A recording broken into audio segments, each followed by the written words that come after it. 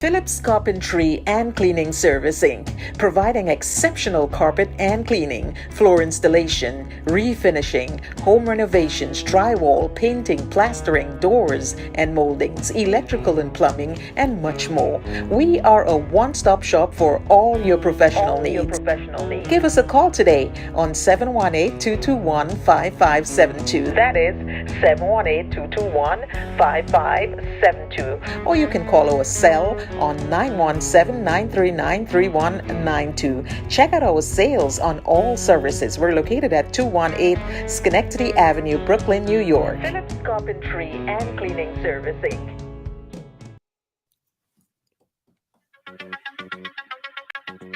Yeah. Welcome to Ride Along Live for today. It is Tuesday on the ride. Yeah. How you guys doing? Welcome.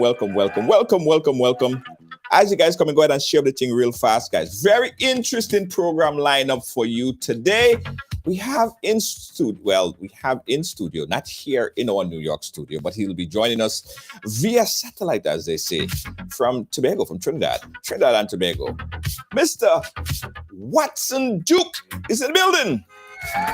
Yeah, got a lot to talk about, guys. We got a lot of political stuff, issues to talk about. What's happening in Trinidad, what's happening in Tobago, what's happening with Mr. Watson Duke, and what's the political fallout.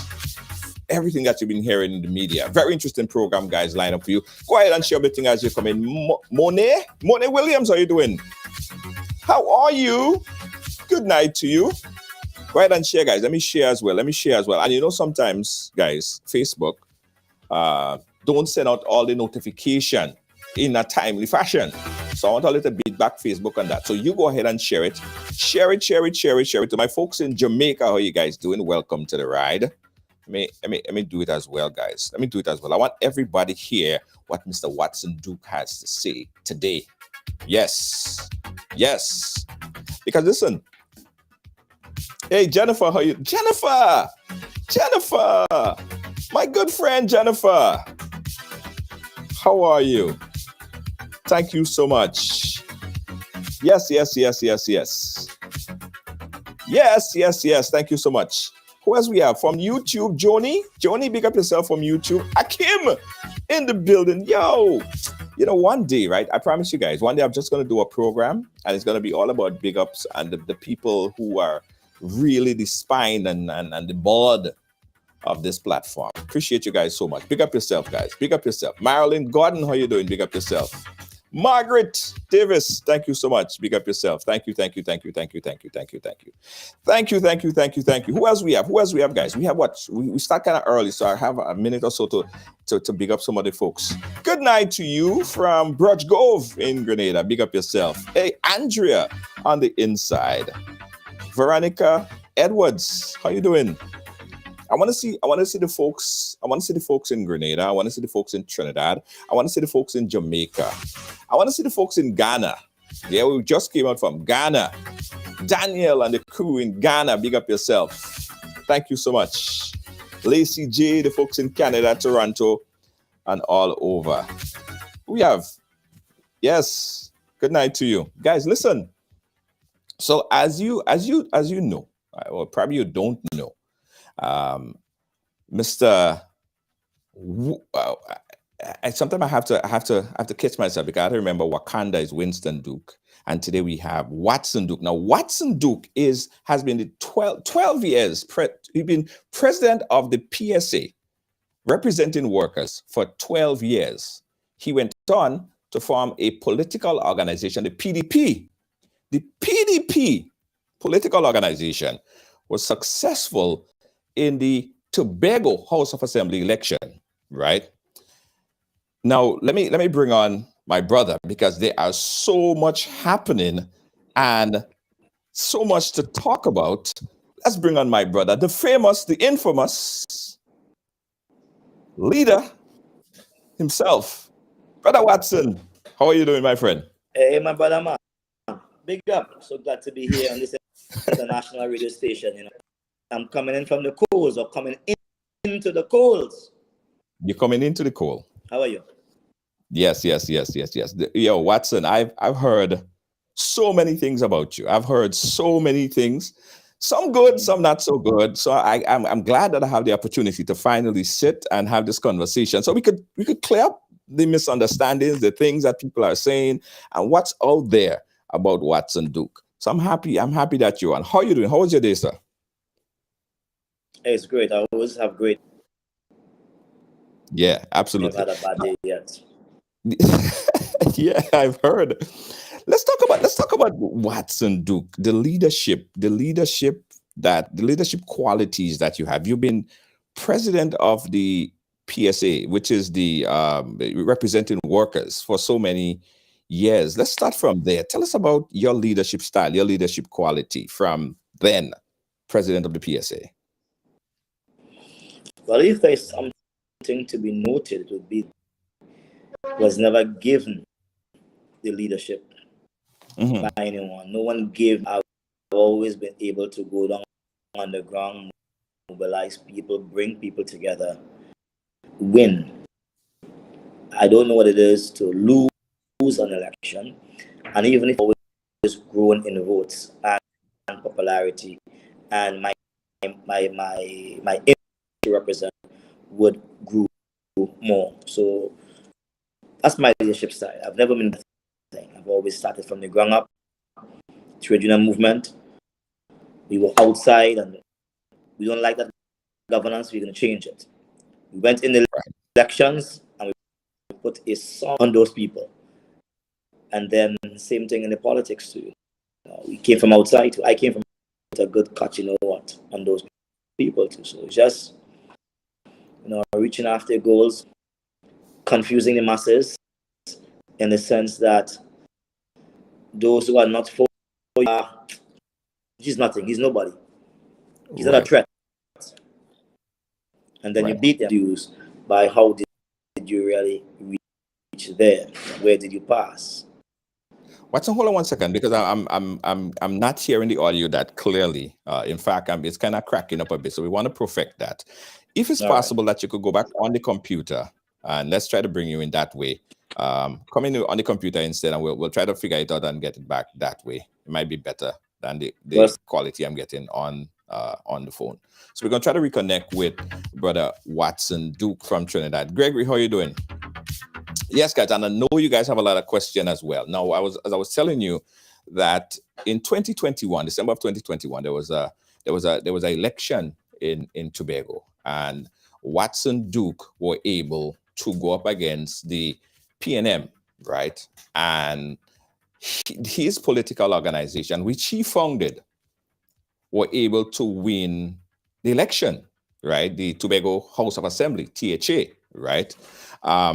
This has been, that political organization were able to up to this point are actually are basically the party that is ruling in Tobago. Hold on, let me see if we get back Watson and if his audio is proper, better. All right, Watson, let me get audio check again from you.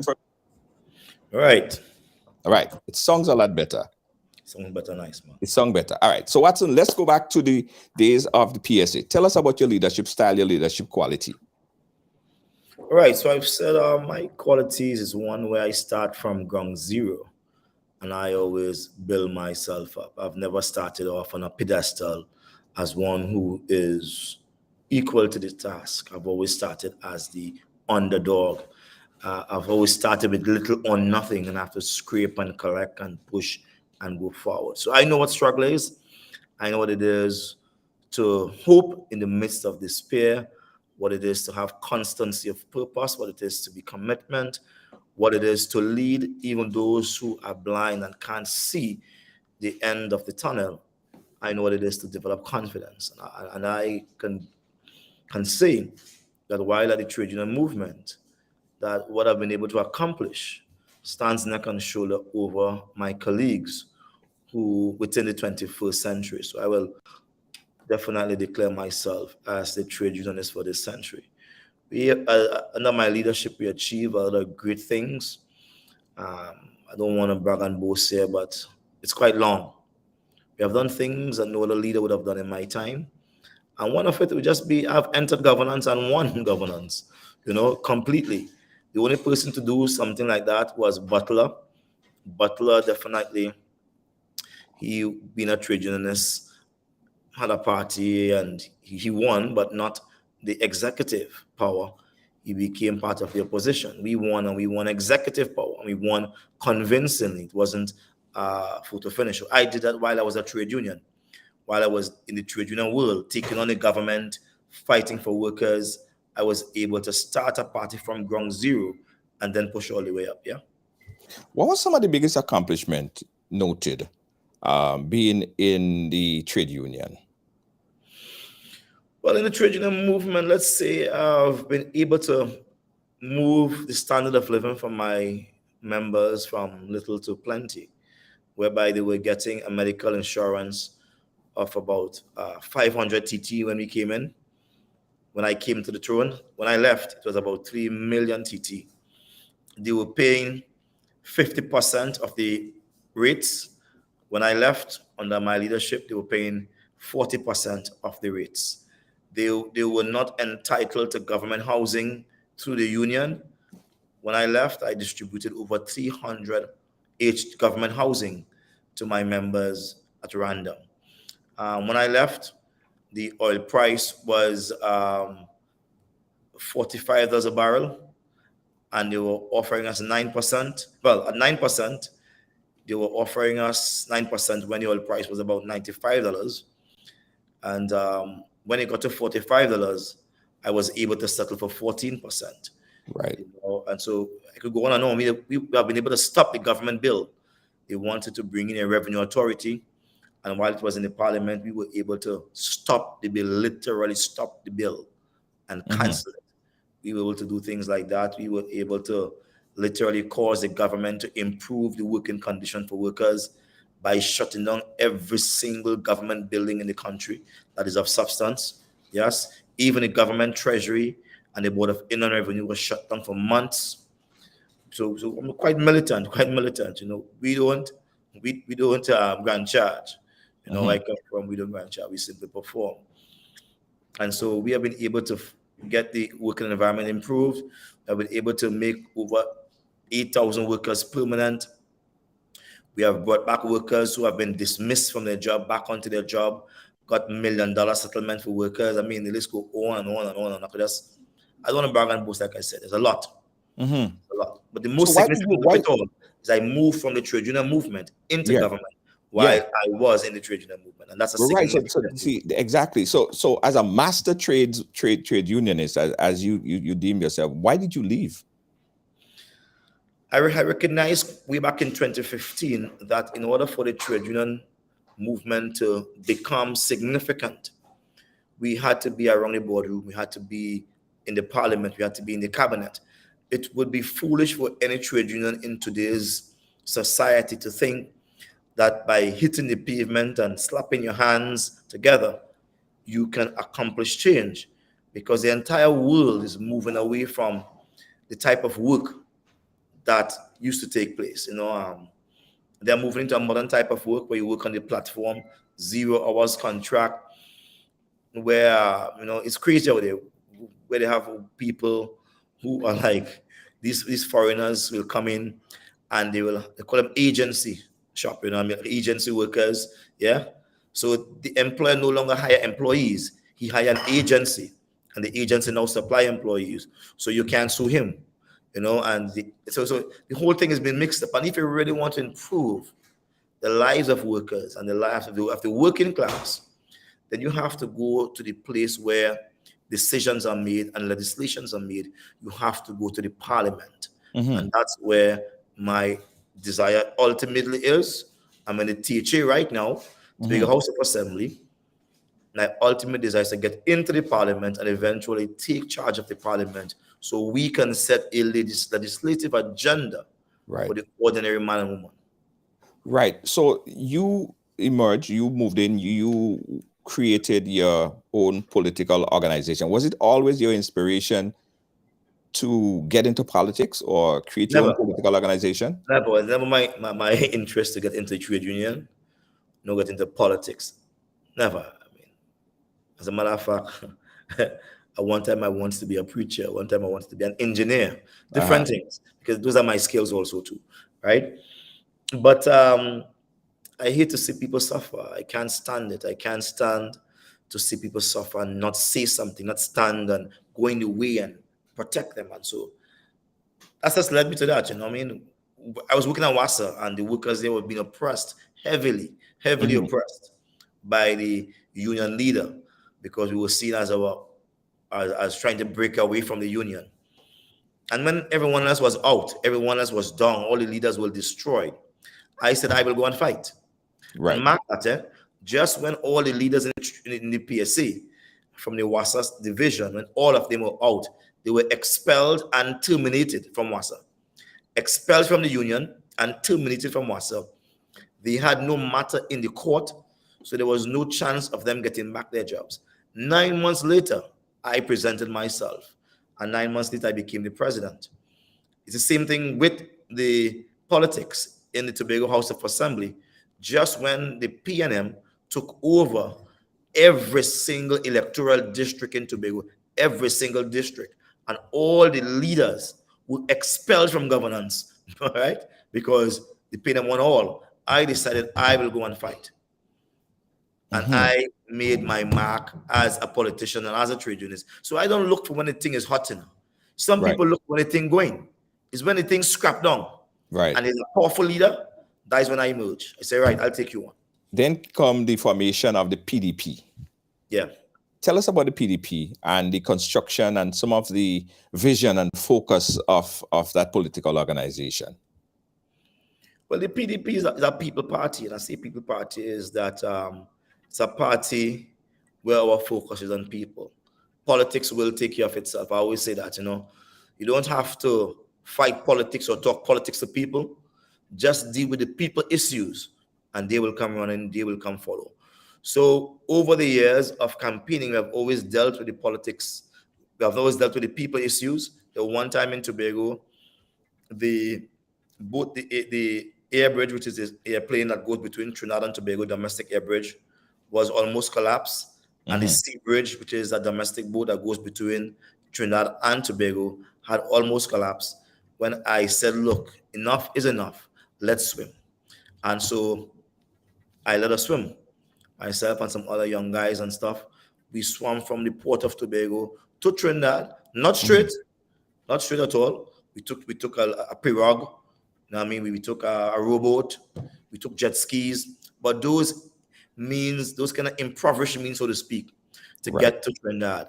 And then we got back to Tobago the same means. Altogether we have swam about a little 7 miles, which is a good thing.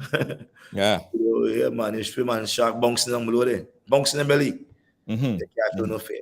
If you show fear, they're gonna investigate more. So with the same kind of eager and urge and management skills, because to run a trade union, it's a large trade union. We're talking about 80,000 people, right? Yeah. It's no joke. It's the entire public service, entire public service we're talking about. Right, big. Right. So I guess it was easy to transform from the leadership of the trade union into your own political organization now to the Tobago House of Assembly. Now, one thing that when I look at your rise in politics, right, I say, well, especially when this last election was called, and all through the Caribbean, it was a big buzz because this political organization that nobody really knew took over the helm of the Tobago House of Assembly. What was the strategy going into the election? Because you look at the PNM was big. I mean, that's like a Goliath, as people would say. You went up against Goliath. Yeah. And you was considered like the Samson. Well, the strategy isn't a strategy. You know, we can't divulge it. They will take it and record it and play it back. And, you know, that's how West Indies begin to lose. Uh-huh. While they were winning, people were recording. And then they'll go back and they'll play back how they turn the arm or they bat the ball. You know, study what they eat. You say when after Bolt won the first 100 meters, they asked Bolt, what you eat? He said, plenty yam. Say, after that, you find yam in New York, you know. Right. Yam, and they're gone. Yeah. But let me just say that our focus is always on the people.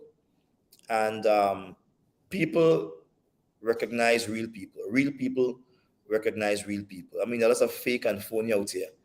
But when you go down on the ground, real people recognize real people. You know you're a real person or a real leader when first-time voters come to you in droves and say, we're going to vote.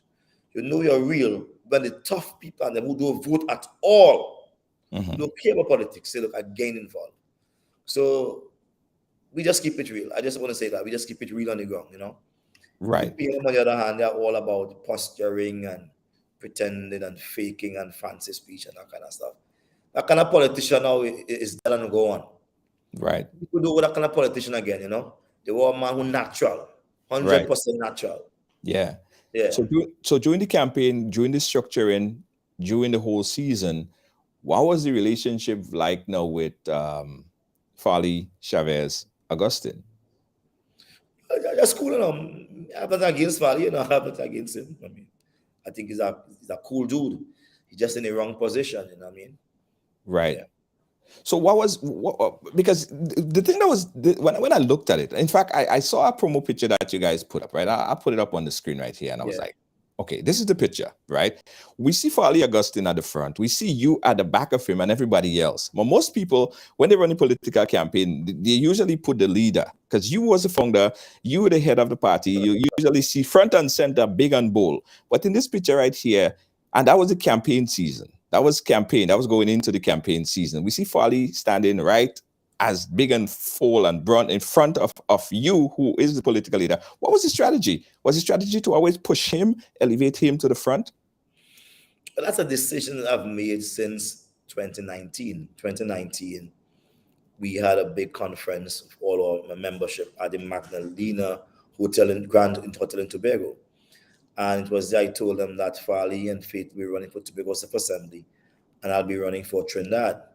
And since then, I've always elevated him in the eyes of the people to be a leader and someone that will hold Tobago down and deal Tobago in a just manner, in a manner where every family, every child, every village will be sorted out, you know? So that was always the mantra. So for me, it was not seen, you know, I'm not big on position, you know. When you come from a place where you hold the power over the public service, where you get to talk to the government the way you well want to talk to them, where the government become your colleagues. I'm saying the government become your colleague. When you come from that place, they have your own driver, but they got everything, you roll out big. Right. Anything become small. These are small things to me. I'm an accomplished man. I'm not looking for a little power, you know? Right. I'm so more about the people now. It was always your intention to always push him. Step back, and I was looking for someone who could go forward. So as a younger man, I said to myself, I said, look, you know what? This is a man that's ambitious. He was ambitious. This is a man who come from what I say, reasonable means, right? And not on the positive side. I'm talking about a reasonable means. You know, a man who not have much now. You know, so a man who don't have much sometimes is a man who could control his stomach. You know what I mean? who know about suffering and pain and what it is to struggle and build oneself. Did you groom him? Did you groom him? Grow Was him? he like a student of yours? Was it someone that followed your No, move? he's Tobago, from Tobago East. So all of us know each other, but he's way younger guy than me. To my time, you know what I mean? But he's a guy I look upon as a brother, you know what I mean? For him as a brother. I mean, he had all the things I was writing. A young fella, a school teacher. He's a Seventh-day Adventist man. I know you guys from Green, I remember Seventh-day Adventist church here. So not a big church, not a big classroom either, but whatever he was doing, he was just doing his little thing in that neck of the woods. Right. And so I felt that this might be a good example that could inspire Tobagonians if his head is screwed on in the right place. So you push and you promote him. Right. But then he said you could push and you could promote as much as you want. What is inside a man is inside a man. And so we're now discovering who he really is. And I mean, the base metal under all that sheet of gold. You know what I mean? It's base metal. Right. So let's talk about the election now, because you could not have made the decision to have FARLEY be the chief secretary before the election. So that decision could not have been made after you were elected, I should say, right? Before I was elected. Right. Yeah. So you could have only made him the chief secretary after you were elected. Tell us about according to the rules of our organization. Right. The political leader naturally is the chief secretary unless he refuses. Right. So in this case, since 2019, even before the election, I said to him, look, you are going to be the chief secretary. I drill it into the head of the nation. On the platform, I tell people, this is a young man who is humble. This is a young man like you. This is a young man who catches the bus. This is a young man who of simple means. This is a young man with a heart for the people. I sold him. I said, this is the best man. And this is a man that could lead me. When I finished telling him so, has been better than me, then obviously I've transferred my political mileage over to him. Right. You know? And so I did that openly. I mean, I want to promote the guy. So I promoted him consistently from 2019 to 2021 until he became chief secretary. All right? Right.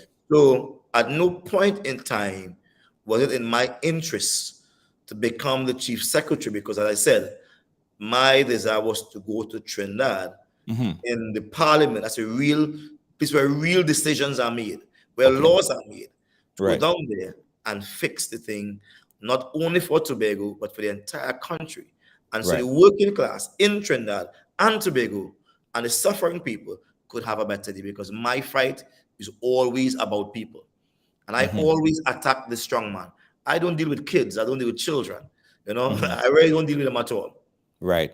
So it's obvious. Basically, you propel FARLEY in front. You gave him, or you spend all your political capital on him. Told the people, you know, he's the man. You push him in front there. Of course. At what point did you recognize or start to realize that, it's kind of not like the person that I thought? At what point you started to have second? I'll tell you something, right?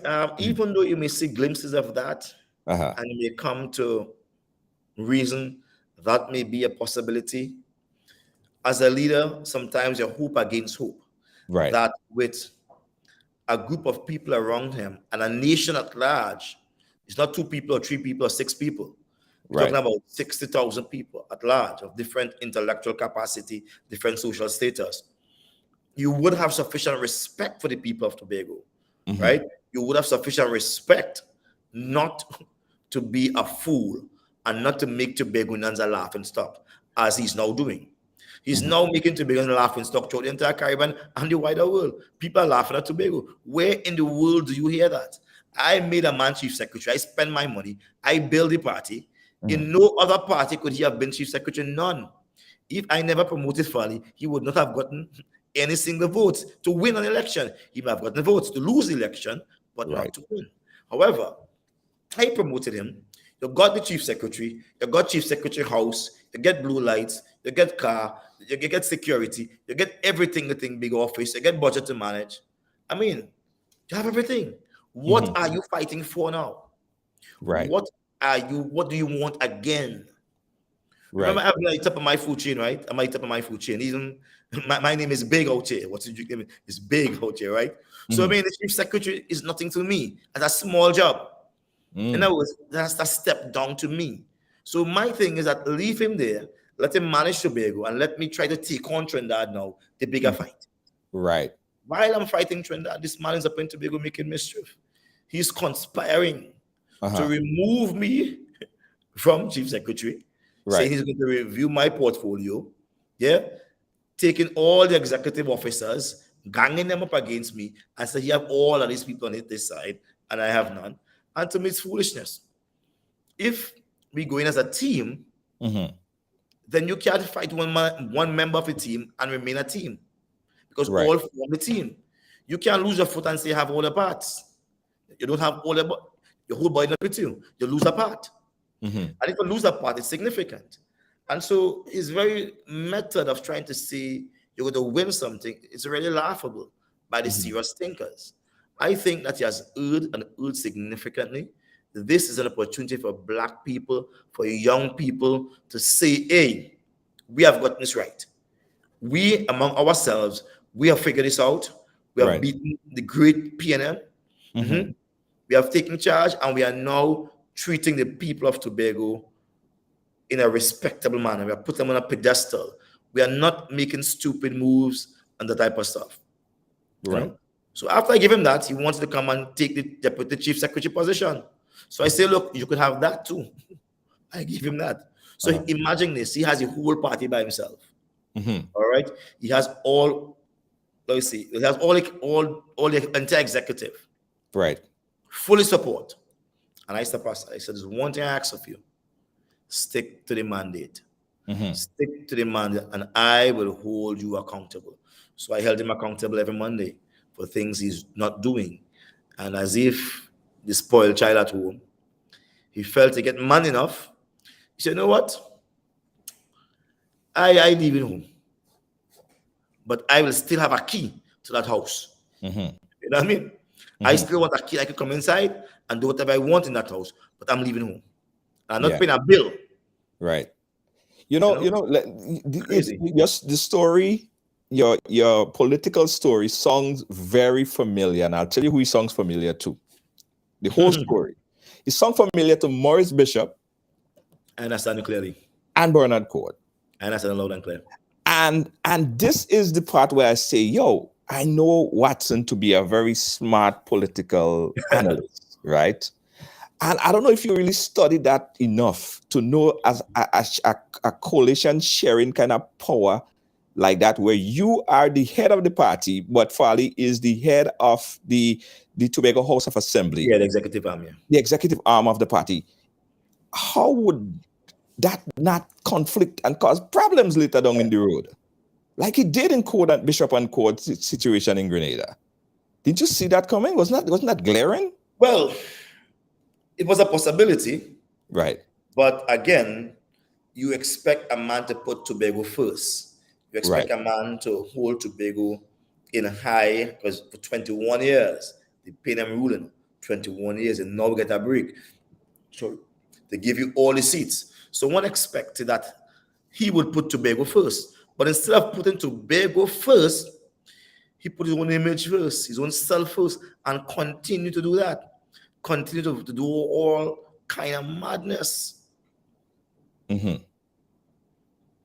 Tell us about the mandate. Tell us about the cell, the expectation of the Tobago people. What would the PDP expected to bring to the fore to the people of Tobago? First of all, PDP was expected to bring greater autonomy for Tobagonians. When I say that, Tobago is a ward that depends on subsistence in the form of part of the budget from Trinidad. We cannot go on the open market and borrow any money on the outside like Grenada, St. Vincent, and these places.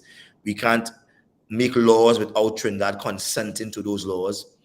we could do nothing because we are really a ward.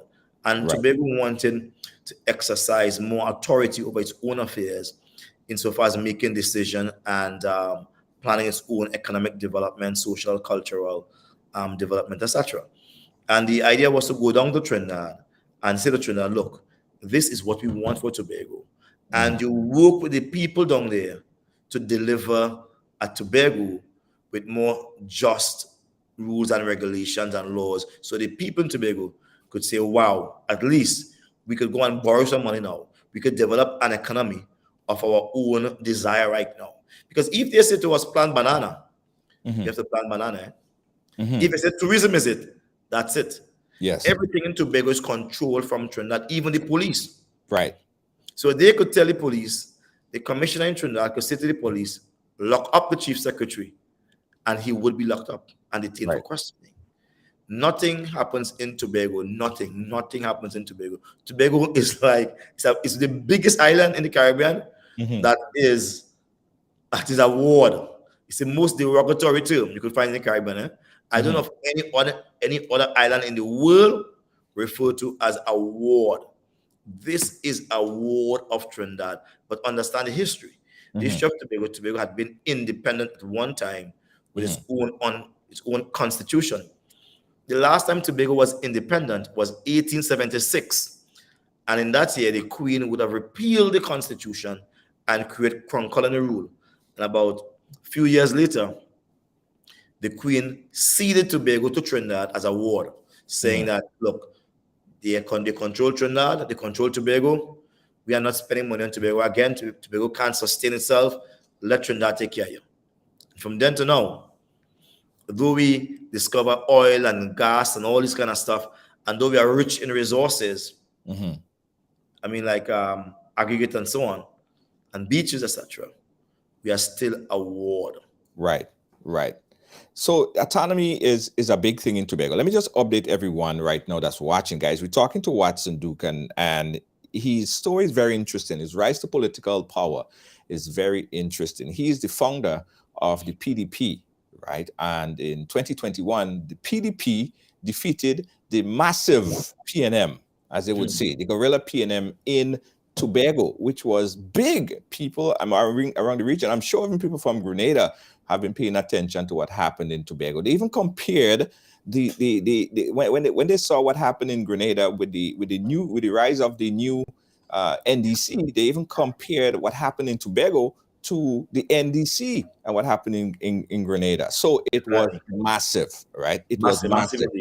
It was a massive push. So Watson Duke, he founded the PDP, but although he was a party leader of the PDP, right, he elevated FARLEY Augustine to be the chief secretary. Now, Tobago doesn't have a prime minister, so it doesn't have its own constitution. It's Trinidad and Tobago. So, of course, all the laws makes in Trinidad, just like Carriacou and Petit Martinique and Grenada. Grenada is the mainland, and all the other things, subsidiaries, the whatever makes in Trinidad, it goes to Tobago, and that's what it is. So the head of the THA, which is the Trinidad House of Assembly, is called the chief secretary. So he elevated FARLEY, Augustine, to that position where he stepped back, but at the same time, he remained as the party leader, which I said that reminded me of a certain situation in Grenada. And somebody just said, Junior, don't ever compare Watson Duke to Maurice Bishop. He is no way close to Maurice Bishop. I wasn't comparing you to Maurice Bishop. I was comparing the situation. Maurice Bishop is quite reverend in Grenada. Right. Well, the truth about it is what happened with the power sharing arrangement in the latter part of the revolution, that situation did not work out. That power sharing deal never worked out. So I was comparing the situation there because it gets pretty interesting. When did it really start to stink? And you realize that, you know what, this is not going to work. Augustine has elevated himself. And now you're in the position where he wants to strip some of your powers. How did that work? How did that happen? Well, I think the mind of men are quite strange at times. Quite strange. You know, you ask yourself what it is they want, what they are fighting for. You know what I mean? And sometimes you have to just not worry, you know. Frankly, I can say to you, I'm not worried one bit. One bit. This will sort itself out. People are very funny, and sometimes we underestimate the era in which we live, and we think that it is boxed into our environment, our neck of the woods. People today are more learned than before. People today are more conscious than before. And far as I am aware, what he has done there is to damage his chances and to become a byword among the serious thinkers of this country, the region, and the world. Right? I'm certain, as night makes day, that my agenda continues to flourish.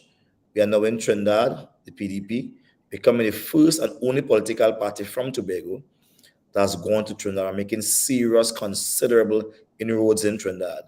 Had they called the local government election, we would have defeated the PNM. I'm telling you that. We would have defeated the PNM completely had they called the local government election. But they didn't. So I'm certain that as I continue to push my agenda and the PDP agenda, I'm going to get exactly where I need to get, and Tobagonians will eventually come around to see the light. Yeah, which is internal self-government, which is the right to develop an economy of their own choosing, the right to pursue according to their own decision, their own political status. Yeah. Right. So, at what point now the decision was taken and things started to get real bad? At what point you felt really threatened to the point, even before I ask that question, you mentioned PNM. Rowley warned people in Tobago about you. Rowley even advised people in Tobago that don't even give you a chance. I have a clip here. I want to play that clip. Right. This is the clip of the Prime Minister of Trinidad and Tobago warning people of Trinidad and of Tobago in particular prior to the election about the PDP. Listen to this. Warning to Tobagonians from political leader of the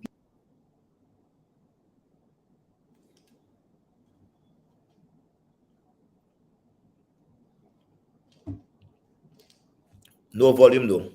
We ain't getting the volume.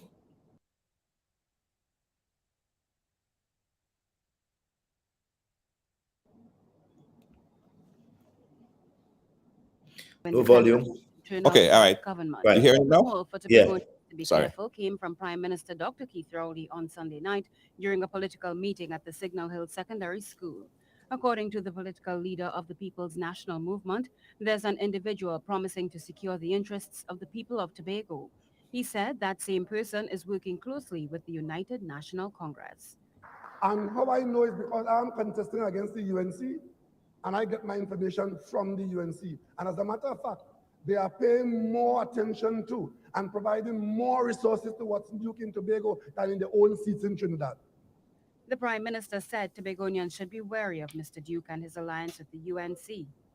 He added, if Tobagonians give the other political parties an opportunity to take one of the two seats up for grabs in the upcoming election, this will not end well. All along, you hear the leader of the UNC saying, we are going alone, we're standing alone, we want no coalition. But 2 weeks before the election, she's calling for an accord with other parties. What other parties is she calling for accord with? She's signaling that she's opening the door to bring Watson Duke in if you put God out your thoughts and give him one of Tobago seats. All right, that was piece of the of the warning there by the now Prime Minister Keith Rowley, warning people in Tobago, don't go that way because it just wouldn't end well. He did mention the PNM. I mean, not PNM. That's Kamala's party. What's the name of the party? The UNC. Sorry, the UNC. So my question is, what was the relationship, or what is the relationship with yourself, the PNP, your party, sorry, and the UNC? Well, no relationship at all. I mean, we are black, we are yellow. We are in Tobago, they are in Trinidad, no relationship at all whatsoever. But the Prime Minister, that's backward thinking, that's old conversations, that's dinosaur politics. You know, he's what you call a geriatric politician of no relevance at all whatsoever to the current political climate. If you look at the internal election just today, it is 10% of their membership turn out to vote, 10%, This man is losing political viscosity. He's like old oil. He needs to be thrown out and get rid of. Not because of his age, but because of his ability to be relevant. And so the things he is saying are the most backward things I've ever heard in my life. For a man who's national security minister, he's totally backward. But I will say to you this. He lost in Tobago. Tobago paid him no mind. He's from the village of Mason Hall. He lost that village of Mason Hall. He represents Tobago East nationally, insofar as being a figure not in the parliament. He lost the entire Tobago East. He lost the entire island of Tobago. All 15 seats, according to my knowledge, went to the PDP. It was only after midnight they took back one. So listening to him is a waste of time. He has no political clout in this place. When you're speaking to me, you're speaking to his replacement. Okay, all right, and I wanted to come back to that a bit because you said earlier that your vision, your focus was Trinidad. Your vision, your focus push Augustine up front, and you focus on Trinidad. So I was thinking that I know this is an older clip, but your political intention was somehow to form an alliance with the UNC. Never. We never share the same platform. I never visited their platform. I'm not a member of their camp. We don't have association. No. Okay. All right. Moving forward now. So I'm happy that we crossed that part. And people say, why we have to go back there? I wanted to go back there to understand. Because I'm not from Trinidad, but I follow the politics a lot. So let's move back into the conversation as it relates to Augustine, right? And at what point the relationship turned really sour and you felt that you couldn't coexist anymore in the Tobago House of Assembly? Well, we have never had a sour relationship. I mean, he's a child to me, right? I mean, I have children. You might have heard some noise in the kitchen while I was my son making something to eat, right? We never, ever had that kind of bitter relationship. For me, I've never had a bitter relationship with him. He's a child. His mind is not fully developed. He's not ready for leadership as yet, as I'm now saying. Well, how can you say he's a child now? How are you saying all that no? And you just push him forward. So why would you push him forward? You may think your child has grown, but then when you recognize trouble hit them, the way they begin to recognize the child in them is coming out.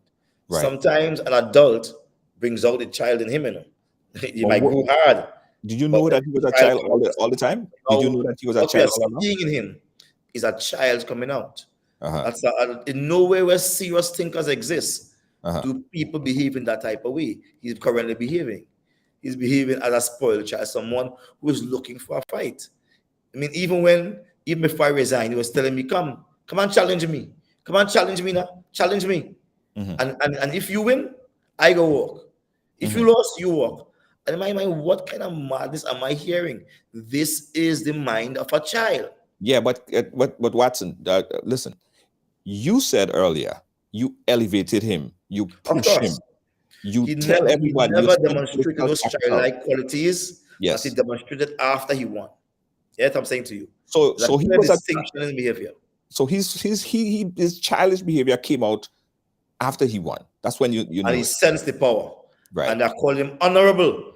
But when he passed his stand up straight, he felt like, wow, this is some serious stuff here, man. Right. This is some mad stuff. Right. Did you think that you did proper vetting then? That falls back on you. Probably your vetting. People can hide anything. Men get married to women after 25 years and then women just turn beasts on them. Same thing with men too. Men get married to women after 25 years and then them men just turn beasts on the women. So people are very good at hiding emotions and hiding their thoughts. And maybe he was just good at that, but now it is coming out. And it ain't come out in full yet. Tobago will see exactly who we're dealing with. Right. But that vision of him was not prominent. He never exhibited that type of behavior to you. So as far as you knew, when he was spending political capital on him, he was good. Well, he was the man. Of course. I mean, he knew to play the game. He knew when the political leader is this political leader. Right. Not trying to play. But you know what I mean? Once he get inside, he felt that power. Just went to a brain. He just get swell-headed quickly, man. But my concentration is the people, right? I mean, FARLEY is really negligible. He's like, he's really of no moment to me. He's of no moment to me at all. Right? I don't lose sleep on him. He's irrelevant, right? As far as I'm concerned, he's irrelevant. The people of Tobago would see him for what he is, and they must decide at an election whether they're going to continue with him. All right. However, I understand that even if he continues to be the chief secretary of Tobago, or even if I get to be the chief secretary of Tobago, or someone else gets to be the chief secretary, whosoever the chief secretary of Tobago is, the point I'm making, our problem will still be the same, because we are simply a ward. We can do nothing. We are but just people parading and pretending to be in charge. But those who are in charge are those in the parliament. They are the ones who are in charge. The Act of Tobago is made by a simple majority, They could move it to and change any part of that act, as they did. When it was 12 seats, they carried it and they make it 15 seats. Nothing could stop them from tomorrow from making 30 seats. Or 40 seats. Or making 1 seat. So we continue to be a victim, and what we're supposed to be doing as a priority is channel all our resources, the greatest minds among us, the strongest among us, to go down to Trinidad and protect that. That was our main thing we were supposed to be doing, all right? And my goal goes beyond that. As someone who represented the public service, I understand the struggle of Trinidadians. It's tied up with our struggle. There's no separation. And sometimes you just need to look at the big picture. Tobago cannot be free without freeing Trinidad. And so my desire was to go down to Trinidad and you free the whole thing up by creating a more type of a democratic system. One that allows persons to participate, make decisions, one that allows the people to at least enjoy the benefit of the resources that we have been mining and monetizing for them. And this is simple, straightforward politics, I could tell you, throughout the Caribbean, we have one type of political leader throughout the entire Caribbean. One type of leadership style throughout the entire Caribbean. Persons who feel a sense of elevation from taking the position. For me, there is no sense of elevation about being a prime minister.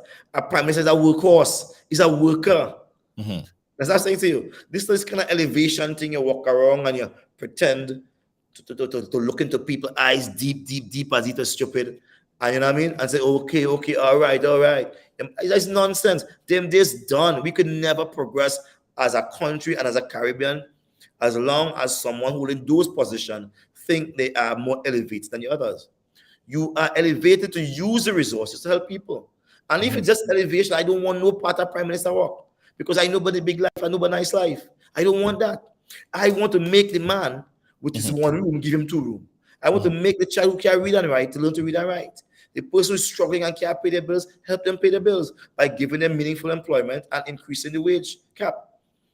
We have to do things. Unless we are doing that, we are wasting time. And the Caribbean need leaders like that. As I look around, I'm not throwing any stone. We are a bunch of losers in the Caribbean, brother, from right up to the bottom. A bunch of losers. Everybody just get elevated. You are trying as leaders in the Caribbean to tell people, manage your expectation. Manage your expectation. In my camp, I'm saying I will be driven by the population expectation. You dream. Though I won't tell you what to dream. You could dream what you want to dream and let me figure out if it can be done. And let's reason it out. Can it be done? If it can't be done, let's go at it. We need leaders like that. The Caribbean remains a third world. As I said to some people last night, I said, look, in our world, you go from third world to first world. There is no in between. You know why? Because the movements from third world to first world could only be swift. Could only be swift and only be steady. There is no 1, 2, or 3, 2, 1. You have to just jump. Look at what's going on in Dubai. They convert a desert into a metropolis, an economic hub. They took people who was diving for pearls, nomads and fishermen, and turned them into oil tycoons, magnates, lords, sheiks. Yeah, So they have converted that. Look at Lee Kuan Yew in the Asian sector. He have taken a country with no resources but sea, and he invested in his people. Go straight to a particular part, and he moved from a third world to a first world. Dubai did it. How the hell no Caribbean country could do it? We are a bunch of posers and jokers. And I'm saying, my only reason for being here, I want to make a difference. Me no will talk to nobody, rank at this. That is stupendous, my friend. I'm not on that with anybody. So I find I rough and I tough, and I talk in a particular way, because me and trying to be no educated genius. I'm trying to be that. I trying to be a workhorse.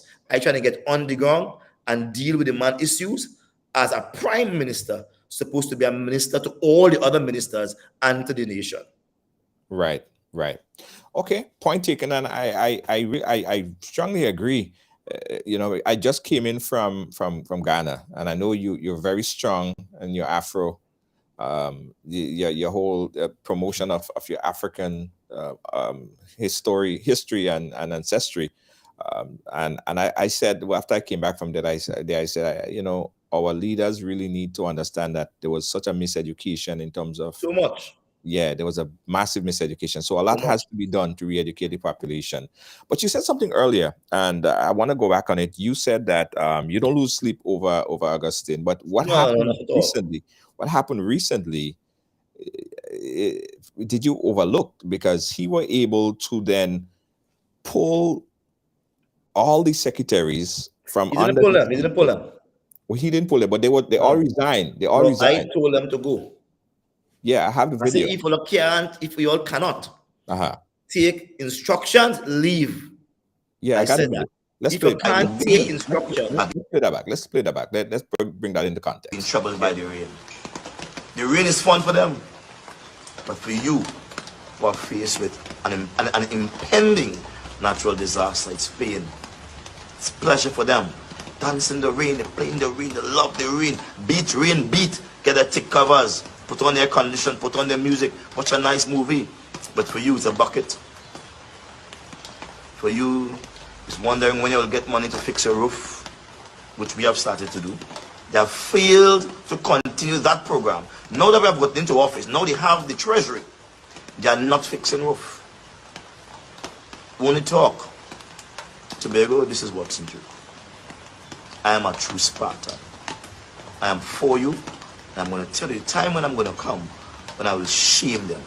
And I say to FARLEY and friends, if Olo don't like the PDP, get to hell out. Yeah. And I maintain that. If you don't like your mother and a father, get out of your house. Get out. It's clearly, they don't like the PDP. But the question is from when they chose not to like the PDP. When they campaign on the PDP platform, and all I've asked them to do is to stick to the PDP mandate, stick to the PDP mandate, stick to the PDP mandate, deliver unto the people what you promise. They have not delivered anything, They have not delivered anything. What have they delivered of substance? What have they delivered of substance? Nothing. Right. A whole year. So they left. They well, let's put it like that. They resigned. Right? So they're all independent. Where does that? What's the independent mandate for the Tobago House of Assembly? Good question. Well, that is something that they will have to discuss in the courts of law, right? Because this requires a third-party intervention, and we'll be going there very shortly, right? Because what they are doing, in my mind, is illegal. They have gotten no mandate under their new role as independents, and there's no room for that in the Tobago House of Assembly. The Tobago House of Assembly is not even a subsidiary of a government. What it is, it's an incorporation. It's a body incorporate. It's like the government register business, but in this business, they say exactly how the people will be elected. In other words, the people in Tobago will elect these representatives, and they will have parties, and they will contest it. They say how much areas they'll be responsible for and how they will get their money. This is why Tobago House of Assembly cannot include any debt on Trinidad without Trinidad giving permission. It's really run as a business. And if you know a business is bound by the rules that governs it, right? They have gone outside the rules, putting things that doesn't exist. There's no such thing in the assembly that says you could cross the floor. There's no such thing that says you could become an independent. The only piece of legislation that speaks of that in Trinidad and Tobago is the Constitution. And the Constitution specifically speaks about MPs. But those are legal issues. My lawyers, the battery of lawyers we hired for the case, they are preparing documents and they will deal with that at the appropriate time. Well, and while all of this is happening, guys, and I hope you guys who are not from Trinidad or not from Tobago still following what we're speaking about here. While all this is happening, the 15 or 16 secretaries who resign and are now independent, they don't have a political organization because they campaign under your political organization. Right. So they don't have that umbrella. And you now resign from THA as well? No, I'm in THA still. I'm okay, not an executive. From the I continue to represent my district, which is Roxborough Argyle district. Yeah. Right. I'm in the House of Assembly. Right. And they will meet me there whenever there's a next sitting to deal with. Right. Okay. But at the same time, what is happening? How is Trinidad then sending money? Who actually receives? Well, who manages? This is to me the highly legal thing. They have got no mandate at all to lead. Nobody knows on what basis are they going to govern. They could now say to anybody from Timbuktu, Russia, anyway, come and do this. They have no commitment to nobody. And you cannot hold them accountable. So they have defied and defrauded the democratic will of the electorate. Yeah? And some serious stuff that FARLEY is getting in here. I'm saying, I don't know how a man could do this to a nation. You have people under your arms, educated people. There are many educated people in Tobago. I want to hear them talk on this issue. You know? People are getting into the legality of it. And to me, that is the part where people are trying to play lawyers. Now is not time to play lawyers. You must look at the moral aspect of it first. The moral aspect of it first. Did we vote for you under the guise of you being an independent candidate? Did you campaign towards that? What resources you took to get there? Was it the PDP resources? Was it the PDP vote? Was it the PDP money, etc., banners, etc.? Everything you posed on was PDP. When EBC recognized the results of the election, they recognized PDP as having 14 seats. It was the PDP. Before you could run in this election, you must have a symbol. In this election here, they don't have things as name enough. You can't go voting by name enough. You must have a symbol. What that means is that every single candidate is likened to an independent party. Right. You understand the depths of that? That's real deep, man. So at what point does it trigger a by-election? Because in the mandate, in the Trinidad, in the Constitution, it triggers immediately.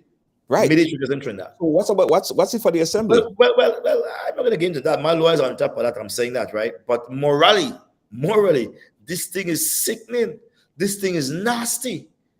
And to think of it that the young man go to church and shake, put his hand like this and kneel and pray and talking about prayers. He pray for people and he's a God-fearing man. Man, look, man, hell had to really be a hot place, you know. Hell can't be no normal fire, you know, because normal fire can't take them fellas. It has to be real hot. I tell you. Mm-hmm. What kind of wickedness you do to people like that? Betray the trust. So you're saying an entire group of people. Yeah. So you're saying, Duke, there is no policy in the Tobago House of Assembly to trigger even recognize independence. There's no policy in the body incorporate called Tobago House of Assembly. Now, mind you, Tobago House of Assembly borrows a name from 1776 when it was formed by the British for the first time, where they had full executive powers to make laws, etc. They borrowed a name from that era, and they can't do that. But this could have been called Tobago Services. Mm-hmm. It's really a Tobago Services Limited. They could have called it that Tobago Services Limited. But they choose to borrow from that name of way back there. But it's nothing like the Tobago House of Assembly of 1776. Mm-hmm. What we have is a business being run by a group of people who operated under the party of the PDP. Now, if you hire men to do a business for you, and when you go back to your business, these men tell you, hey, name change, you know. Mm-hmm. They say, hey, man, name change, man. and we're not doing business that way again. You say, well, how you doing business? Wait and see, you go see. That's what's going on. So we have to understand that right now they are operating by ear. There is no music sheet in front of them. There is no written code of ethics among them. All of them are independents, mean there are now 13 independent parties running Tobago right now. Because an independent, he is his own party. An independent is his own party. He makes his own decision. Yes. Good. He is not tied to an next man. No bound by no party rules among them. Understand the danger that, it's very dangerous. This, this man remind me of this man in Guyana, who give them people some kind of toxic thing to drink. You're misleading people. How could you do that? And these hardback people here who boast that they're intelligent, how could you follow a man to your own destruction? He has taken them from a party that has established rules and governance principles, etc. Right. I have a bigger question. I have a bigger question. Right after you take them to make them independent organizations. Go ahead. Ask the question. The question is, why is he so? Well, he's seen from your words that's so incompetent, so much of a person that is childish, small-minded, all of those things. Why would people choose to follow him and not you? If you the more competent one, if you the more outspoken one, you're the more intelligent one. You follow me, brother. My brother, you're following me. Let's call elections and see who is following who. The reason why he doesn't want to call an election, right, is because he knows no one is following him. But call it. That's how the 13 people following him, and they represent constituency. They represent people. They represent votes. That ain't nobody. Them ain't nobody. That's what I'm saying to you. Them can't win the election. Them ain't nobody. Our prime minister from Barbados, she called an early election to renew her mandate. Patrick Manning, when he was challenged, called an early election to renew his mandate. Anybody who is so challenged vehemently calls an early election to renew their mandate because they want the people to decide. Unless you are a dictator, right, you will call an early election. I said call election because you have no mandate there. It's a vulgar decision he has made. Vulgar, it's a painful decision you have made. Handling monies that belong to the people of Tobago, Under what code? What is your will? That is frightening. Interesting stuff. We open up the phone line if you want to call in 718-701-5720. We're going to get a chance to speak with Watson Duke really quick. Again, 718-701-5720. You could call on the WhatsApp. We're only taking solid and decent questions. I don't really engage in politics. Yeah, we're taking decent questions. That's a serious thing. As much as we laugh and we have a little fun, it's really serious business. It's not time to fun on them kind of things. Yeah, man, I go moderate it. Again, 718-701-5720. Let's have a conversation here with Watson Duke. The other thing, I think we got a call. Let's see if put that call on. Caller, live, where are you calling us from? Hello? Junior, good night to your guest, Mr. Watson. Yes, are you hearing him, Watson? It's quite interesting. Watson, you hearing him? Yeah. Go ahead, well, I hope he heard me. Yeah, go ahead. So it's quite interesting what is unfolding in the THE at this time. It's new in the politics. However, as much as Mr. Watson would have elucidated or spoken on the facts, what is a fact is that Mr. FARLEY has the authority to govern at this time.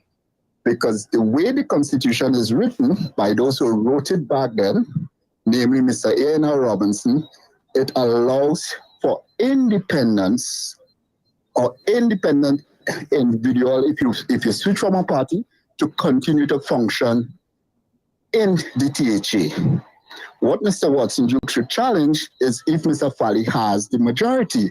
And as it presents right now, Mr. Augustus has the majority. Be it independent, I believe that eventually Mr. FARLEY is going to come out with his own party, but at this time, he has the majority. It's just wishful thinking for the opposition, be it the PNM or Mr. Duke, to call on Mr. FARLEY to call the election. They would wish that. But Mr. FARLEY does not necessarily has to do so because he has the mandate and he has a team. a team that has been duly elected, regardless of what the vehicle was used for that election. The vehicle was used, he has abandoned the vehicle, and now he can continue his journey in a new vehicle. Fortunately or unfortunately, that's the way the Constitution was written. Right. Mr. Duke is well within his rights to challenge it in court, but he would lose. All right. Because the Constitution would dictate what happens. So let's give you a chance. Unfortunately, Mr. Duke was outwitted. Yeah, okay. Let's give him a chance to respond. Go ahead. Right, so there's not much to respond there at all. I mean, the guy spoke, he gave his opinion, but he gave no facts. Let him quote a part of the Constitution, a part of the THA. He can still hear you, by the way. He can still hear you. Yeah, let him quote a part of the Constitution or the THA allows for him to do so. I tell you, there's nowhere in the Constitution nor the THA Act allows him to do so. In the Constitution, if someone ever leaves their party, they have to vacate office, and the seat is declared vacant. There's a by-election. The last person who did that is not true, Mr. Duke. That is not true. Was Mr. Volney, Hubert Volney. He resigned from the UNC, and immediately an election was called for the St. Joseph seat. So I'm giving you facts. But we have persons talking things without facts, and I say, we hear you, that's your opinion, it's not facts. All right, Mr. Duke should identify that the Trinidad and Tobago Constitution and the THA Constitution is two different constitutions. It's different. Well, quote your chapter and verse, please. Commit your facts, your chapter and your verse. Mr. What I'm asking you for, quote where in the THA Act that allows anyone. I am a constitutional lawyer, Mr. Duke. Okay. Okay. Right. I have one question for Mr. Duke before I go. Okay, go ahead. Who commands the majority of the members, of the elected members in the THA at this time? Can Mr. Duke answer that for me? Who commands the support of the majority of the elected members of the THA at this time? My friend, Mr. Duke commands that support? Those 13 members that have crossed the floor, all of their seats should be declared vacant right now. All of this, and there should be a by-election. Right now, their seats should be declared vacant. And let's see. You would wish that would happen. It is. Okay, caller. Thank you. We have a next call coming in. Appreciate your input on the program. Again, guys, 718-701-5720 if you want to call in. So to the point, let me take this other call, and then I have another question as it relates to the Constitution of Tobago and Trinidad. Caller, live, where are you calling us from? Hello? Yes, Junior. Evening, I'm calling from Florida. Oh, go ahead, Florida. Watson is a countryman here. Yeah, man. Well, man. Listen, I have a question, right? With regards to what took place, and everything.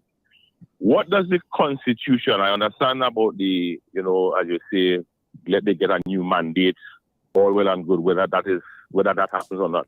But my question is, in the sense of the legality or the Constitution, with the THA Act and with the national Constitution and things, is there anything within the THA Act or within the Constitution that mandates them to have to call an election?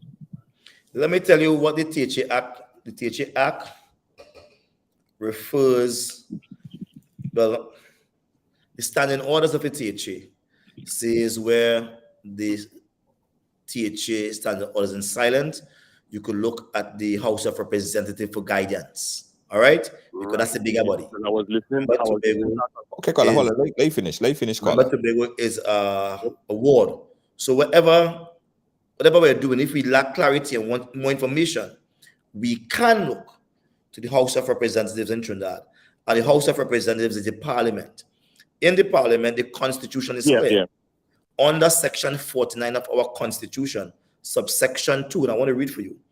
It says, a member of the House of Representatives shall also vacate his seat in the House where he resigns it by writing under his hand addressed to the Speaker or the office or the Speaker or is absent or having been a candidate. This is the important part. Having been a candidate of a party and elected to the House, he resigns or is expelled by that party. That is the important part I want to read. That is section 49, subsection 2E of the Constitution. So they say a member in the House of Representatives shall vacate his seat where, having been a candidate of a party, the PDP, he and elected to the House, as these 13 candidates have been, he resigns from or is expelled from by that party. They choose to resign from the party. If we go to the standing orders in the THA Act, it simply points and say, if you lack clarity on these issues here, you could look at the House of Representatives for direction, the Parliament. The Constitution 49(2)E speaks of that. If the caller before would have gone about it, his facts like that, it would have made sense. But you're only speaking about things openly, entirely right, and this and that, outwitted nonsense. Right. Yes. That's all those seats should be vacant right now. Right now, we should be going to election right now. If we were to use the standing orders, which guides the House, if that is invoked, we should be going to elections right now. I don't know on what basis. And the other question to follow that, because what you said about the 49(2)E is, I think I heard Martin spoke about that. But the other question I'm asking now is, who invokes that? Is that the president has to invoke that for it to take place? Is it the president has to put that wheel in motion? No, I think to declare the seats vacant, I'm not certain about that. That's a legal, it's a legal matter. I think, but in the House, it is the presiding officer that has to declare someone's seat vacant inside the House, because the presiding officer in Tobago State Assembly controls the House. But I'm not sure from whom the instructions will come. Right? I'm not certain about that. But that's the person who will declare the seats vacant verbally. And that is where the gray areas are. Yeah. So I'm saying, just on the face of it. All right, caller. Thank you for calling. To the last caller before you. There should only be two persons inside the House right now. Myself and the PNM person inside the House, legitimately. Because 15 seats. The other 13 candidates, they should vacate their seat. So this is what I'm saying. This is the pain and hurt he has brought to Tobagonians, the confusion. Why has he done that for? What have he done that for? You really think he could win the election? Let's see. Right.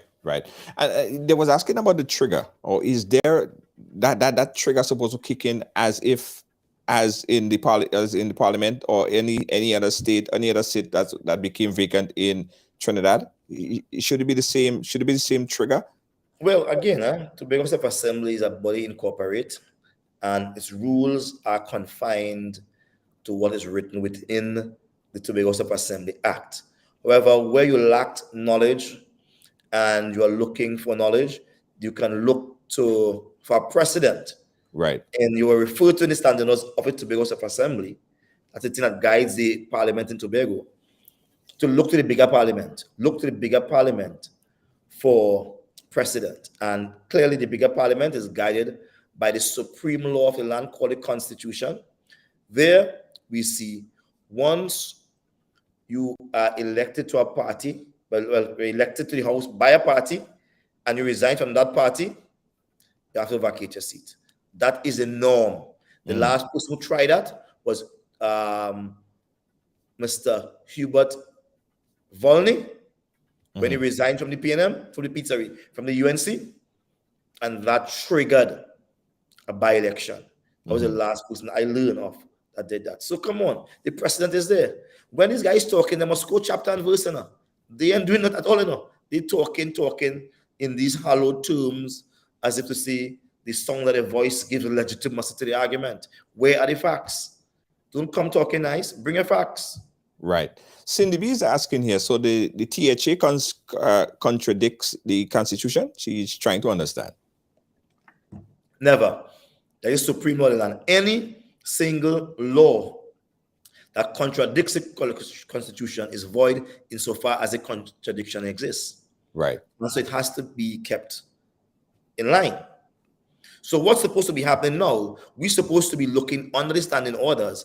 We're supposed to be looking for guidance in the House of Representatives, which is quite clear, you know. And I'll tell you this standing orders in particular. The standing orders we're talking about is standing orders 92 in the book that guides the big House of Assembly, right? That's standing orders. You know that, right? That's the rule that guides the beat and that kind of stuff, and tells you when you could speak and when to sit down and what you could bring and when you can't bring and how they could take you to the House of Privileges for these conditions and it tells you how the teacher is run. Right. The running of the teacher.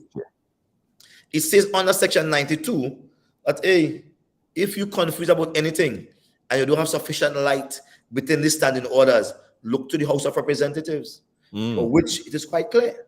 Now, again, we have a battery of lawyers that will be coming on this thing, and this thing is going to get real clear just now. So everybody will see it, real clear. I'm not even sure if my brother FARLEY Augustine knows what he's doing. But again, he's a child. His mind is not mature.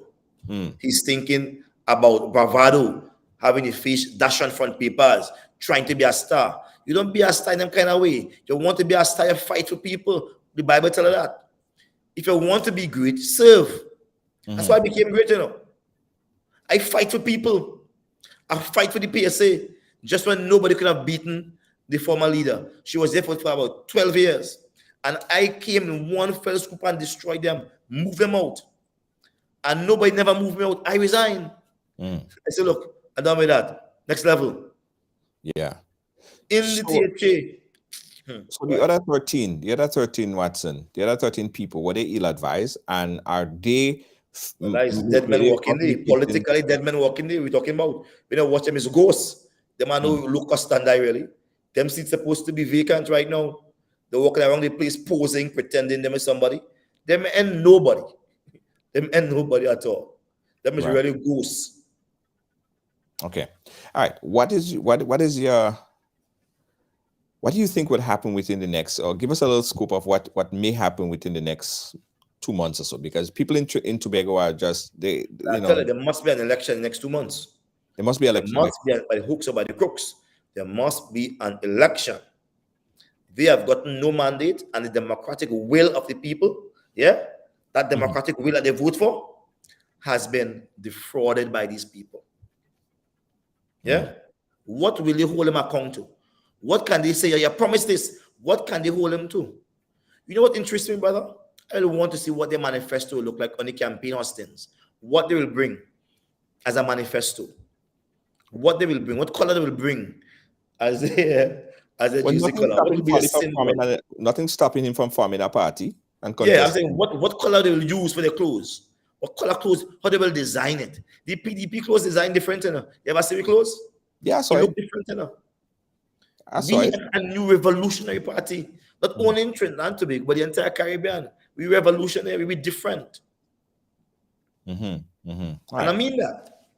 So listen, we're very interested. I mean, I'm not from Trinidad, but as I said, I follow Caribbean politics. I've been following the rise of the PDP. I've been following your journey into politics as a master trade unionist. I've been following your progress, and we'll continue to follow this story here because it's very, very interesting. Very interesting.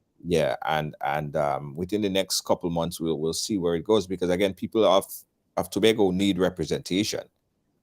You know, and they need accountability. You can't go and say you governing by ear. That is madness. Just what is the plan? What is their plan for Tobago? And remember, it is 13 independent people. So no man is bound to the next man legally, right? All right, very interesting stuff. But listen, Watson Duke, we're going to continue to follow this right here. We appreciate you, and thanks again for coming on. All right, cool. One love. Yeah, man. Yeah. So yeah, guys, listen. This is a story that has a lot of tentacles. It does have a lot of tentacles, a lot of moving parts, right? The questions still remain. Would we possibly see an election in Tobago within the next couple months, right? A lot of the decision may end up in court. But we'll follow it right here and keep you up to date. Now, I saw someone saying that that we should bring Lois JJ. I am so sorry. Oh Lord, I'm gonna get fired today. Lois JJ sent me a question to ask him, and Lord of mercy. Lois JJ, I'm sorry. Oh, the debate. Okay, yes. Lois JJ, don't worry. I got you. I'm gonna find out. I'm gonna find out, right? So listen, guys, as I was saying, we did a lot of research in finding out.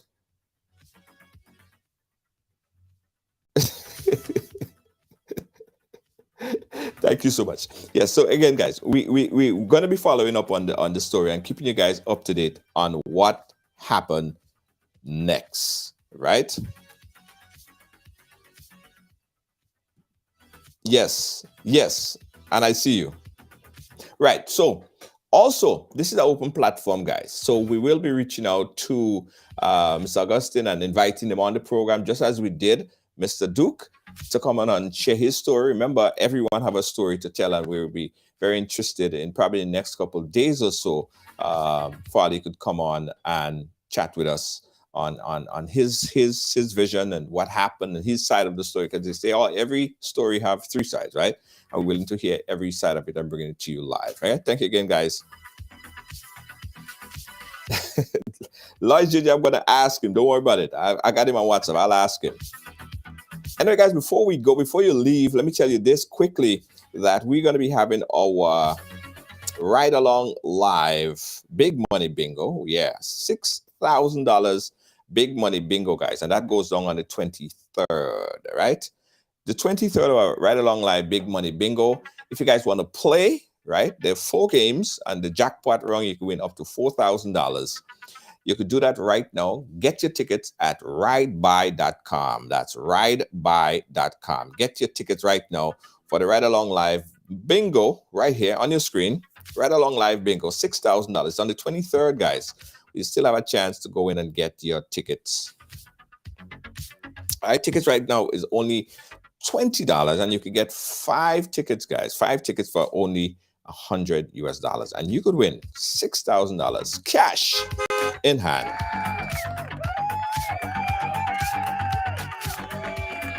Get your tickets right now again, guys. The link is in the chat. It's ridebuy.com. That's ridebuy.com.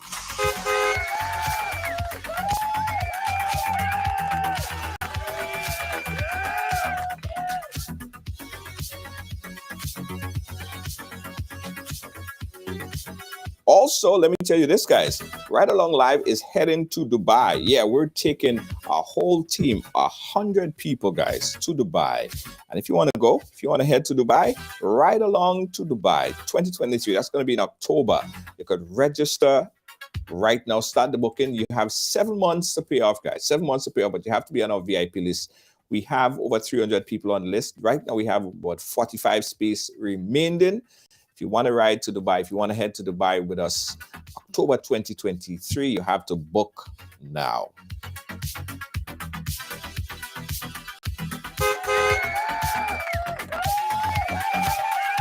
The next one, guys, were you approved for the CSS grant? Yeah, the government grant there in Grenada. Well, if you are, and you need your items acquired, you need consultation on getting those items, and you need those items shipped back to you fast. What you got to do right now is give us a call. Call Ride Along Live at 718-701-5720. That's 718-701-5720. We advise, counsel, we acquire your items, and we ship your items right back to you right on fast. Ride Along Media Group is an approved CSS partner. Call for more information on how you could get your items shipped back and acquired here in the US. CSS grant. But first, guys, you have to qualify before you call. Remember that. We'll be right back. Don't move. Carpentry and Cleaning Servicing, providing exceptional carpet and cleaning, floor installation, refinishing, home renovations, drywall, painting, plastering, doors and moldings, electrical and plumbing, and much more. We are a one-stop shop for all your professional needs. Give us a call today on 718-221-5572. That is 718-221-5572. Or you can call our cell on 917-939-3192. Check out our sales on all services. We're located at 218 Schenectady Avenue, Brooklyn, New York. Phillips Carpentry and Cleaning Servicing. Guys, someone just messaged me and they said they didn't get the link for where they could purchase their tickets. So this is the link, guys. If you want to purchase your tickets tonight for Ride Along Bingo, if you want to purchase your tickets, guys, Ride Along Bingo, $6,000, big money bingo.